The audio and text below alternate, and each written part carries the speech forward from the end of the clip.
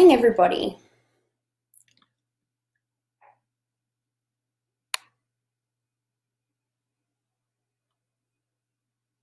Good morning, everybody. My name is Jess Pearson and I'm the Consultant Psychologist at PPS. Hopefully I've done this video right and you can all sort of see me pop up. Essentially, I am releasing a new video every Tuesday morning at 9:15 on mental health challenges as we navigate our way through COVID-19, self-isolation and all of its sort of ramifications. So today's topic is signs of burnout in yourself and your staff. And what I wanted to say was, if anybody has any questions as we are going through the video, please feel free to type into the comments section or to send us a private message over Facebook. More than happy to answer those as they pop up. So burnout is an important area to cover because there's lots more time and energy at the moment being put into businesses. So whether you're a business owner or you are a staff member, there's a lot of time and energy, like I said, having to adapt to the changes of the world at the moment and having to adapt to a new normal for the time being. As everybody knows, at PPS, we have sort of worked with a lot of our colleagues and their sort of staff through this period and sort of helped as much as we can to navigate these changes. But I thought it might be helpful today to cover burnout because this is something that we are all a bit more at risk of at the moment if we are still working. So I thought that that was a topic worth covering. My plan for today is to do 4 things primarily. The first one is to define burnout. The second one is to let you all know what burnout is not and distinguishing it from other potential challenges that might pop up. Number 3, sort of learning how to recognize early warning signs. So whether it's in yourself again or in your staff, just noticing those. And 4th, what to do about it if you do see these signs in yourself or your staff. So to begin with, as a definition for burnout, the World Health Organization defines it as a syndrome resulting from chronic workplace stress that has not been successfully managed. And signs of it include feelings of sort of energy depletion, or in other words, exhaustion at work, increased mental distance from one's job, or feelings of sort of negativity or cynicism related to one's job. So for example, finding yourself saying a lot of the time, this task is so ridiculous, why do I have to do it? Getting really frustrated with it. And finally, reduced professional efficacy, or in other words, doing a poor job, so not doing as well as you would normally. In summary, it basically means that you have worked so hard on the job, or your staff member has worked so hard on the job, whether it's physically, emotionally, intellectually, that you or they become so overwhelmed that you're not able to continue. So that real sense of heightened stress and overwhelm. In terms of burnout, I thought it was important to note that specifically it refers to a phenomenon in the occupational context. So this is important to distinguish from burnout in other areas of life. So in this case, we're talking specifically about jobs and how we feel about our jobs. So that's a definition for you guys. In terms of what burnout is not, I thought it might be helpful to go through sort of a few things that distinguish burnout from other experiences that you might be having during this time. So the first one is just working really hard, which a lot of people are at the moment. So many business owners and their staff are noticing that they're having to put really long hours in at the moment to adapt businesses to the online environment, for example, at the moment, or doing completely different things to what you might normally. So as a result of that, you might feel quite depleted in energy as a result, but you still might notice that you're able to focus and enjoy certain aspects of it, even though it's harder than normal. You're still enjoying little parts of it. Number two, so not enjoying your job as much at the moment. I think that that is also a common experience because things are so different right now. So as a business owner, you might find yourself not enjoying work that you have to do at the moment because it's so different to normal and not what you prefer. So like I said before, many people are struggling with the concept of going online. You might also switch off throughout the day as a result, so finding it a bit more hard to concentrate, but you still might have a similar amount of energy to normal and still an ability to get things done. So you might not enjoy the job, but you're still sort of finding yourself relatively productive. So I'm just noticing that comment moderation for this is not set. So I'm going to see if I can select that to follower, and hopefully you guys will be able to comment. I'm doing it a slightly different way today, so hopefully that will pop up for you. So yeah, I think it's important to recognize that a lot of people are not enjoying the work as much at the moment, but that's not necessarily a sign of burnout. Another comment that I thought was important to make is actually mental health disorders. So it might seem that there are some bits of overlap, and you're absolutely right about that. So disorders like depression, anxiety, the Armidale Business Chamber has just said, I think we can comment still. That's excellent, fantastic. Fatigue, lack of concentration, those are really common with mental health disorders like depression and anxiety. But like I said before, burnout specifically applies to a work context. And I think that's an important thing to note. Having said that, there is some research that sort of outlines that burnout is related to mental health disorders. So it's important to keep an eye out for this and to seek help if you need it. Coming to recognizing early warning signs in yourself and your staff, I think this is hopefully going to be helpful to all of our clients and anyone else who's watching on at the moment. The first one I think is a pretty sure sign that burnout's on its way is what we call Sunday syndrome. So this tendency for you to get really frustrated on a Sunday afternoon, or a lot of businesses, might work weekends. So whatever the final day of work is for the week, or even just the end of relaxation time. And there's that real sense of dread. So noticing that is important, and sort of flagging that as, is my staff member showing signs of burnout?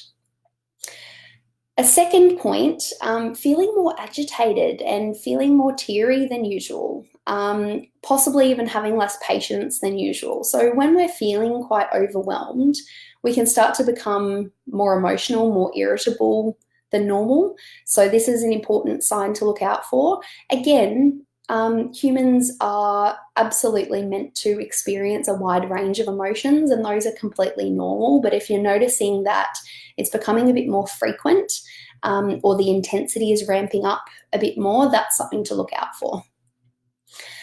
Procrastination, and this is something that a lot of my clients have actually spoken to me about recently, is that they're feeling so overwhelmed that they honestly don't know where to start. And the focus on work is much more difficult. You're not able to get as many things done because you're just feeling so overwhelmed. So that's another important one to look out for, especially if procrastination is not something that you would normally engage with, or your staff member normally engages with. Keep an eye out for that one as well. I really like this one, reading but not reading. So you might find yourself, for example, reading a piece of work that a staff member has presented to you, or reading over something that you've written yourself for your business, and you're noticing yourself having to go back 5 sentences a few times because you haven't actually absorbed the information.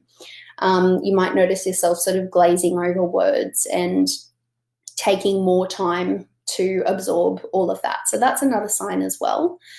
And just finally, having memory difficulties. So there was a recent study that came out that showed that people who are experiencing signs of burnout experience cognitive impairment, which is basically difficulties in concentration, difficulties with memory. So you might notice yourself not remembering aspects of certain conversations or certain pieces of work. That's a sign as well to look out for. So finally, in terms of what you can do, and I've just noticed Callan. Hi, Callan. I've seen numerous burnout cases, and most of them are due to often unrealistic expectations, absolutely, being put on employees, and with a disconnect with management or lack of communication on both sides. This can only escalate the situation. Absolutely, Callan. I too in myself have assisted colleagues in working out work plans to ensure we are all on the same page, and consequently the rate of burnout drops significantly. And the work environment does really thrive once this occurs. Love your work. Thanks so much, Callan. Thanks for participating in this. And I think that this is really important to acknowledge. Work plans to ensure that you're all on the same page is exactly what I was about to jump into. So it's amazing that you've anticipated that. The first point I was going to talk about in terms of what you can do about this is talking to your staff. Or if you're the staff member yourself, talking to your manager or the business owner. So whether it's you or it's them who is struggling, as Callan has highlighted, it's worth a conversation to put it out there and to work out what's going to be best for everybody. So as I've mentioned in previous videos, there are some people working at home with kids at the moment. That's a real challenge and something that often we're not used to. So having those open discussions and sort of getting it off your chest can be really handy. A second point in terms of what you can do, and I've mentioned this a few times in previous videos that I've popped up, but I've got some specific research here today in relation to burnout specifically. Taking plenty of breaks. So it seems like such a simple solution here, but honestly, at the moment, I've seen so many of my clients say, yep, I fully intended to take that break, but I just sort of kept going because I was so stressed with the amount of work that I had to get done. And this is a really common experience when you're starting to notice that burnout. You feel so overwhelmed that you're not sure where to start, but you know you want to keep going. The difficulty with that is that in terms of our scientific research, we know that, again, that front part of the brain that I've mentioned before, it's called the prefrontal cortex. That's responsible for all your executive functioning, decision-making, those types of things, and all of your concentration.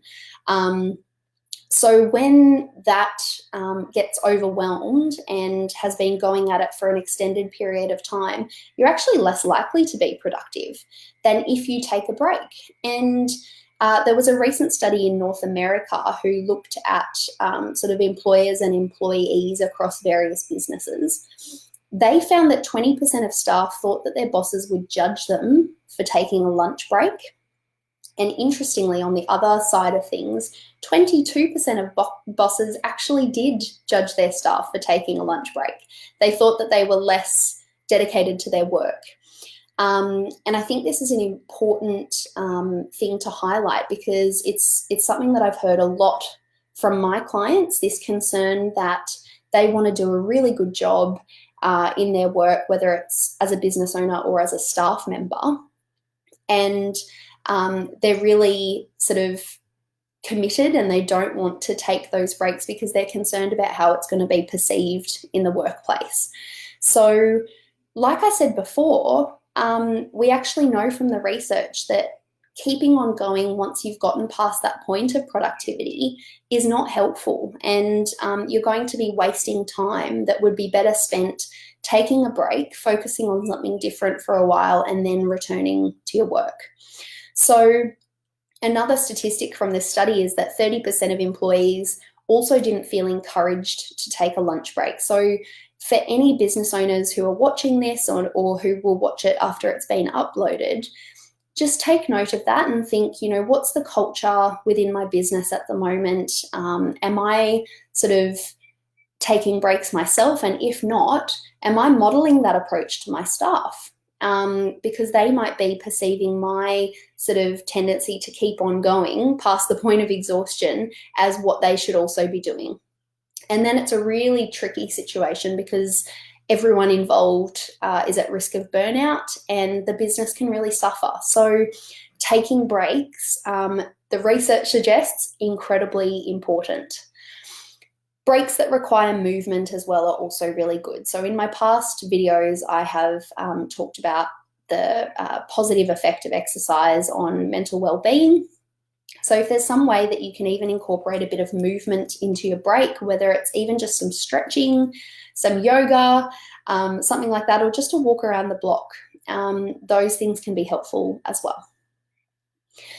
Just finally, and there are so many other things that you can do, but I wanted to keep it sort of short and sharp here and mention a few things that I haven't in previous videos. So if you're looking for other sort of tips and tricks as to how to navigate mental health through this COVID-19 situation, please feel free to look back at my previous videos. But the final point I wanted to make was rewards for hard work. So just like children, adults need positive reinforcement as well. And so having things to look forward to, whether it's at the end of your day or at the end of your week, can be really handy to keep you productive during work hours because you feel more motivated to get those bits done so that you can enjoy the reward at the end after you've put all of that hard work in. So schedule those into your diary. I spoke with another client the other day who said, oh, yeah, I know we spoke last session about sort of introducing rewards, and I fully intended to, but I just ended up so overwhelmed with work that I completely forgot about it, and I was so exhausted by the end of the week that I just flopped on the couch and sort of went offline. And that's completely understandable as we're all sort of adjusting to these times. But remember that these are the sorts of things that can help you to stay motivated and to really have a good amount of balance in your life. Like I said before, it's important to acknowledge that this is a time that is unprecedented. Nobody is expected to handle it perfectly. And in particular, our brains, when we're having to process new information, our brains can often feel overloaded with sort of things to process. And as a result of that, we can feel more tired. But hopefully this video has pointed out a few things to look out for, a few early warning signs, as well as a few strategies as to what you can do, again, as a business owner or as a staff member. So in summary for today, I've defined, I guess, what burnout is and what it is not. So distinguishing it from other challenges that you might experience during this time. Number 3, how to recognize warning signs in yourself and in your staff. And number 4, what to do about it if you see these signs. So as we spoke about, talking to your staff or your manager, taking plenty of breaks, and rewarding yourself for all of the hard work that you're putting in at the moment. So a lot of our clients have really reached out to us in the last little while, and it's been great to sort of hear how everybody's handling the situation and even learn from some of our colleagues and clients as well as to new ways to tackle things. So as always, please feel free to reach out to us if you want to have a discussion about some strategies. As I said before, you are welcome to post comments on this video even after it's finished, as well as send us private messages if you have any questions for me, or if you have suggestions for future videos as well.